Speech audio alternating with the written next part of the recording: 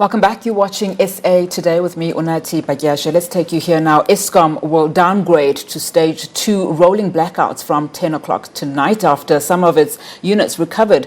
This as the power utility attempts to suspend scheduled power cuts by the weekend, but its efforts may be hampered by the expected rainfall. The power utility has cited the wet weather as one of the risks to its generation efforts. As it continues to battle to keep the lights on, Eskom says its reserves are recovering and in a better shape. But some risk remains, especially as some of its power stations remain unstable.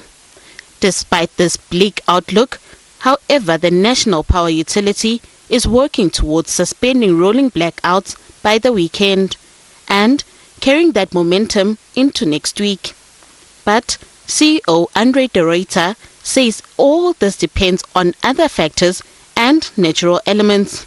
We don't anticipate load shedding for next week. However, that is dependent on the stability of our generation units. As we are now by all aware, there are risks in the system that are difficult to forecast and predict. Depending on how we perform over the weekend, also depending on additional rainfall that is forecast for the Mpumalanga area, where, of course, the majority of our coal plants are located. The rainy weather is yet another risk to Eskom's power generation effort. But Generation General Manager Rulani Mathebula says utility has put in place measures to mitigate the impact of a possible blackout.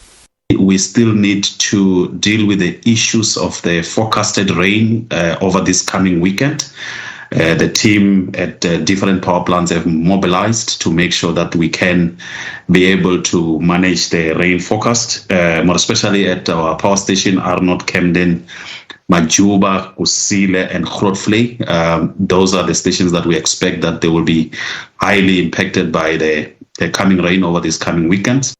Out of the 79 coal-fired power plant generation units at Eskom, 18 have been forced off, while 8 are on planned maintenance, which resulted in the rolling blackouts seen this week. The power utility says it plans to have these units back on the grid over the next 7 days. Meanwhile, Eskom has spent over 600 million rand on diesel so far this month. That is about almost 49 million litres of fuel used at its open gas cycle turbines. Nothando Makutulela, SABC News, Johannesburg.